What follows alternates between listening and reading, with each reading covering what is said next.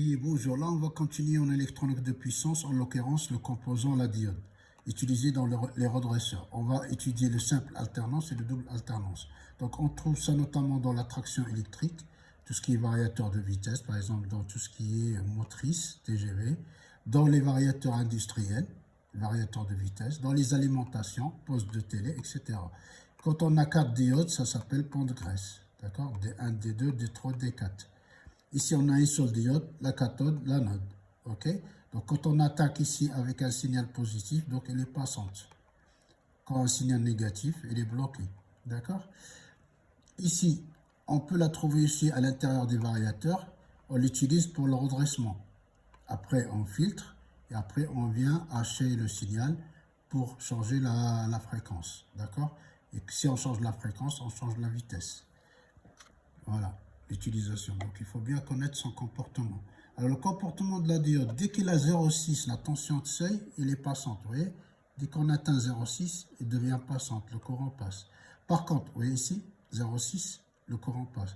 Par contre, ici, dès qu'il y a une tension inverse, tension de claquage, ici, par exemple, moins 1000 volts, donc ça, il y a la destruction de la diode, en fait.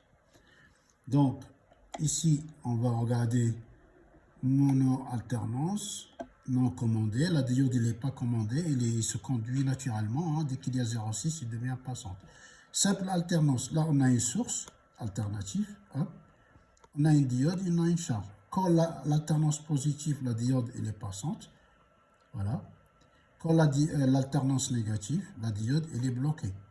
Donc ici on a 0. Vous voyez, D passante, alternance positive, alternance négative, c'est bloqué.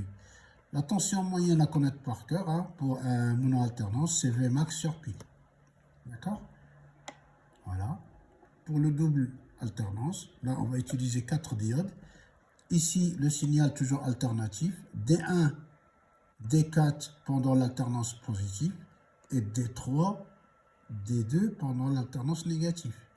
Là, on vient redresser, vous voyez, alternance positive redressée, et ici, on récupère l'alternance positive, ici on la redresse, ok? Au niveau de l'intensité, quand c'est l'alternance positive, on a D1, D4, donc le courant est dans le même sens, donc plus I. Par contre, quand c'est l'alternance négative, D3, vous voyez,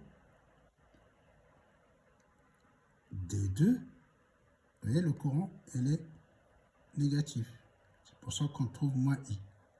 Donc, D1, D4, la première alternance, D2, D3, la deuxième. Il faut connaître aussi la valeur moyenne à retenir. Vous multipliez par 2, ce 2 VE max sur pi. On peut aussi utiliser un transfo point milieu. Dans ce cas-là, on va utiliser que 2 diodes. Vous voyez? On va utiliser que 2 diodes. Ici, on a l'alternance positive et là, c'est l'alternance négative. Donc, l'alternance positive, c'est D1 qui conduit et là, l'alternance négative, c'est D2. Et on retrouve le même signal ici.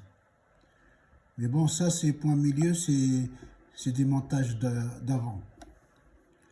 Vous voyez, on retrouve la même chose avec le point milieu, redressé.